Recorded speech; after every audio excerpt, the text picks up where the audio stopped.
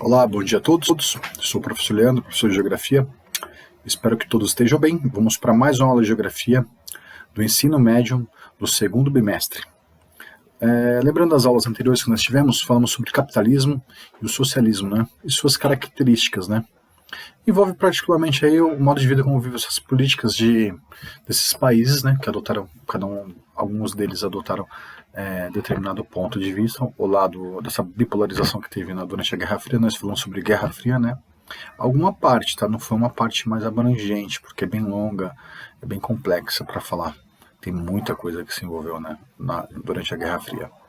Então nós vamos falar hoje exatamente sobre a regionalização, né? Essa regionalização pelo nível de desenvolvimento, parte 1. Eu dividirei essa aula em duas partes, por quê? Fica melhor para vocês compreenderem, eu acho que dá tempo melhor para me explicar, certo? Se tiver algum erro, vocês me desculpem aí, mas vamos seguir a aula, tá bom? Vamos lá. Então, nosso tema é esse aqui, ó. Regionalização pelo nível de desenvolvimento, parte 1. O que vocês farão? Primeiro vocês vão assistir essa abertura de aula comigo. Após isso, eu separei um vídeo que fala, às vezes é um pouco chocante, para a gente fazer uma comparação entre países desenvolvidos e países subdesenvolvidos, né, para vocês terem uma ideia, mais ou menos, né, dessas diferenças que temos entre país desenvolvido e subdesenvolvido, certo?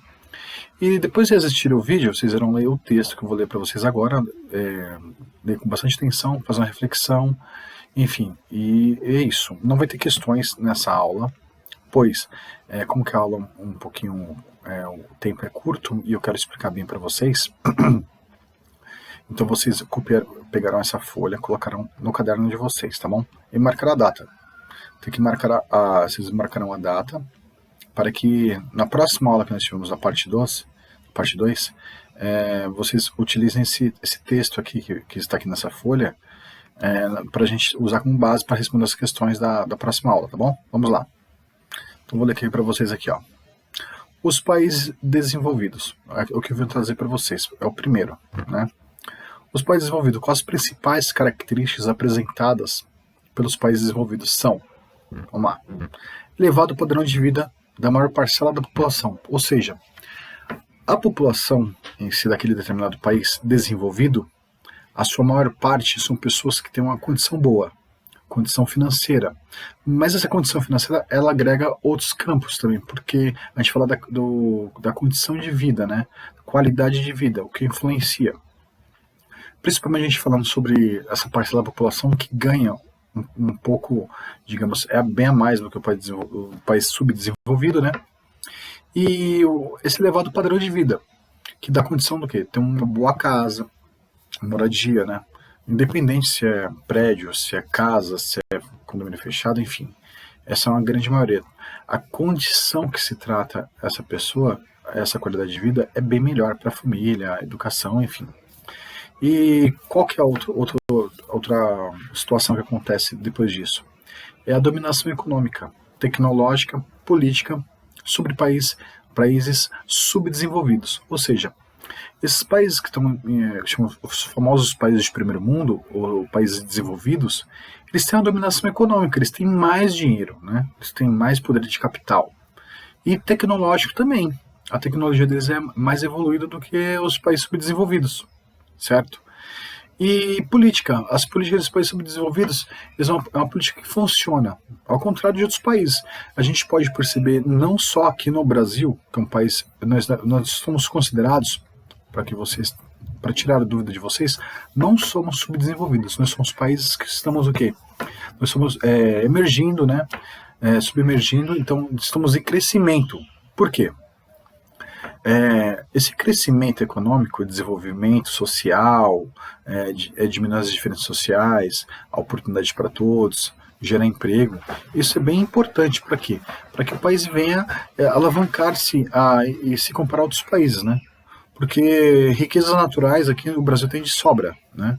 As riquezas naturais, o povo caloroso, a nossa culinária boa, nossos plantios, nós não temos neve de morrer congelado, não temos furacão, não temos terremoto, entendeu?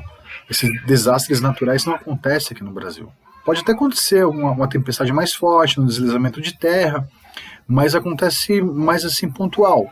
que também é uma culpa que não vem só pelo desastre natural em si, mas sim com o quê? Com essa urbanização desenfreada, com lugares inapropriados para moradia, né? Áreas de risco, o nome já fala, áreas de risco, então vai dar uma chuva para desmoronar tudo. Então isso aí acaba ocorrendo, que é uma tragédia, né? Então, mas fora disso, nós somos um país que temos tudo, assim, que para ser um país de primeiro mundo.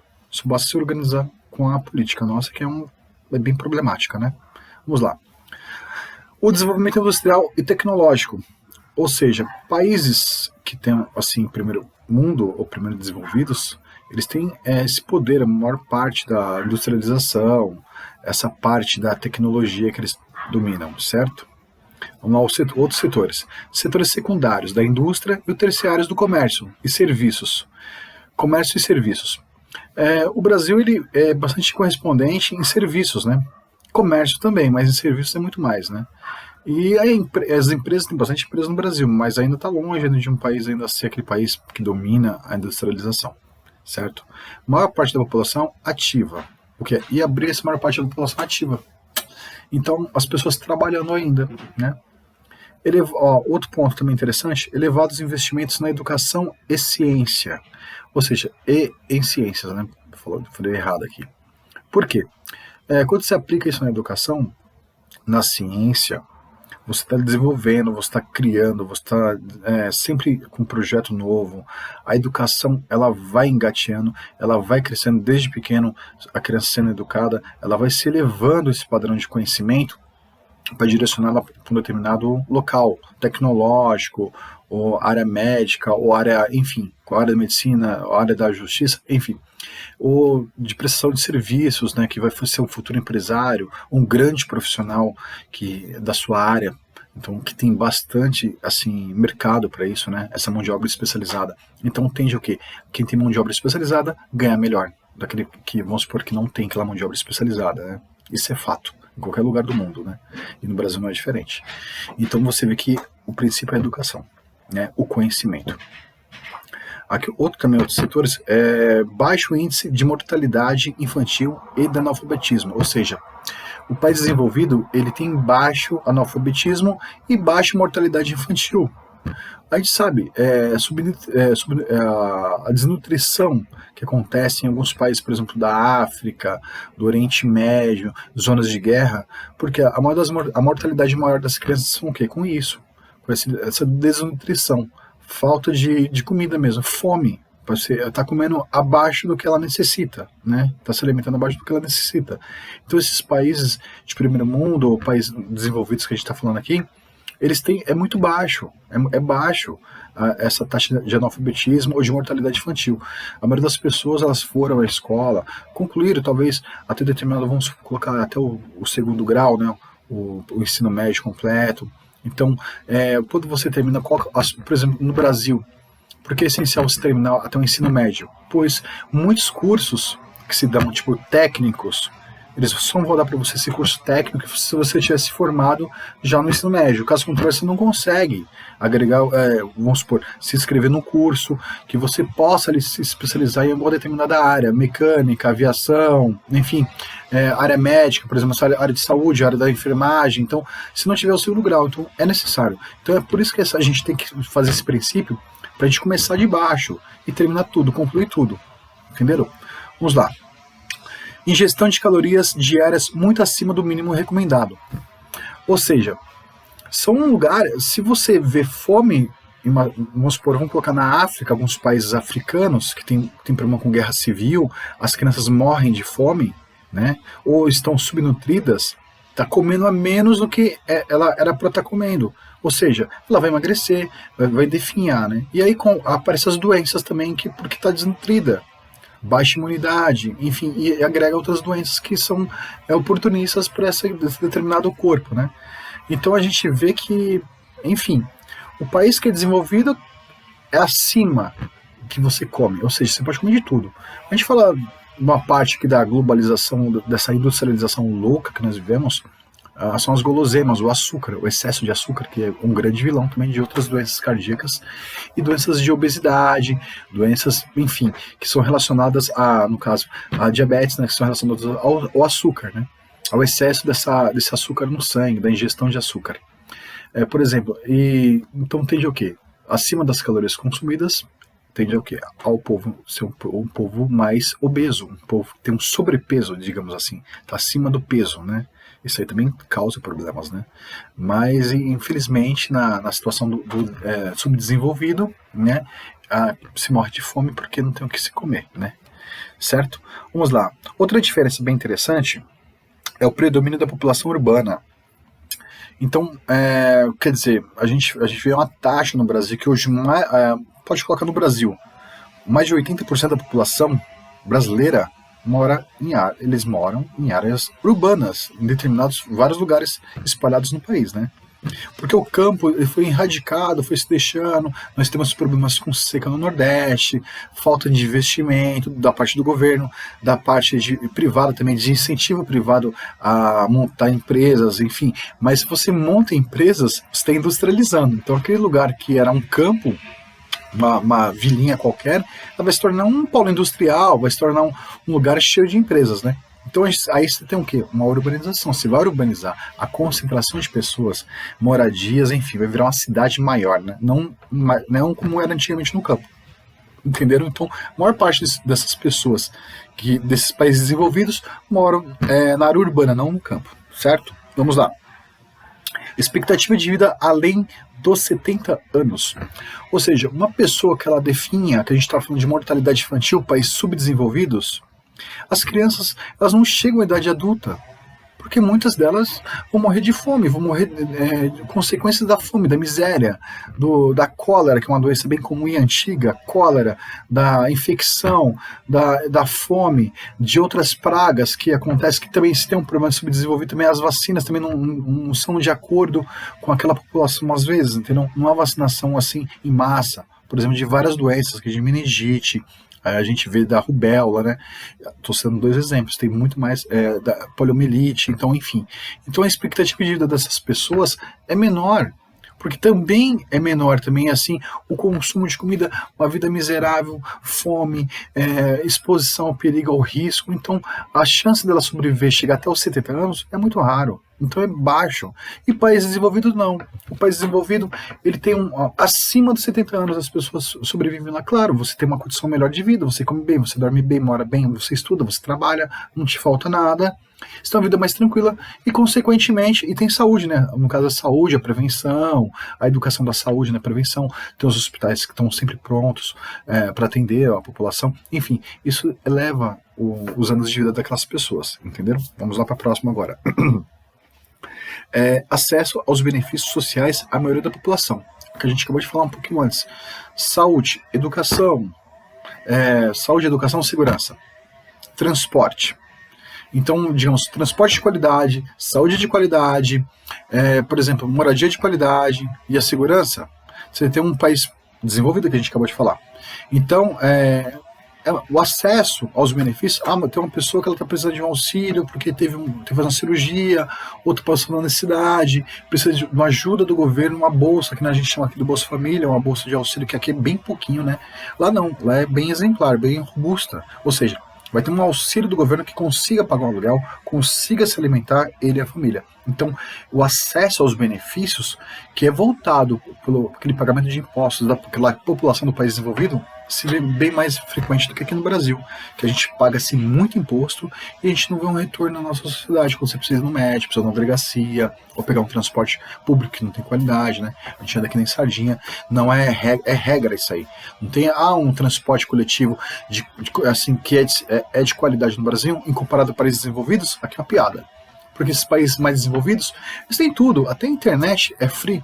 Você vai andar de ônibus nesses lugares, a internet é gratuita para você acessar lá seu celular, tem entrada USB para você carregar ali na tomada, dentro do ônibus, do transporte coletivo. Então a gente viu aí a comparação e essas diferenças, tá bom? Vamos lá. Aqui, o acesso aos benefícios sociais, a maioria da população, emprego predominante de técnicas modernas, de máquinas e mão de obras qualificada no campo, ou seja, a mão de obra a gente está falando, tem uma educação, você tem uma qualificação, você se formou, você tem uma escola, você tem um lugar que você pode fazer uns cursos para você se especializar. Então a mão de obra é especializada. A predominância desses empregos são mão de obras especializadas, tá?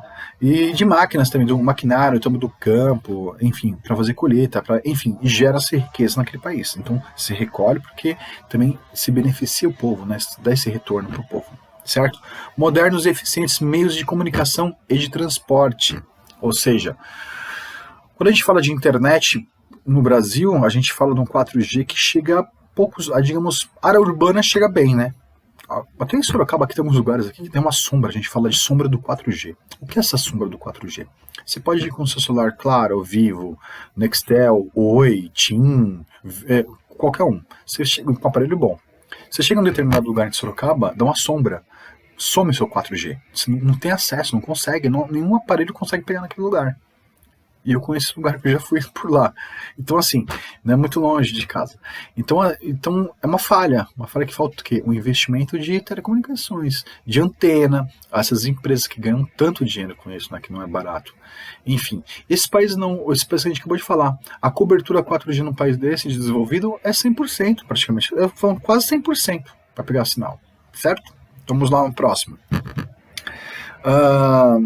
A gente acabou de falar do transporte, né? E o transporte que a gente acabou de falar. Enfim, não adianta você ter um carro bom e você não ter uma estrada, uma rua boa para você andar. É que a gente faz uma brincadeira, que a gente coloca tipo uma Ferrari, que adianta você morar num sítio, numa chácara, numa fazenda, que só tem ruas de terra, e se você comprar uma Ferrari, qual que é a vantagem que você vai ter? Nenhuma, porque Ferrari não anda na lama, não consegue andar, vai patinar, você fica preso na buraqueira toda. Então tem que comprar aqui um carro mais apropriado para aquele determinado tipo de solo, né? Um carro mais alto, tipo um Jeep, um carro mais caminhonete, mais USV.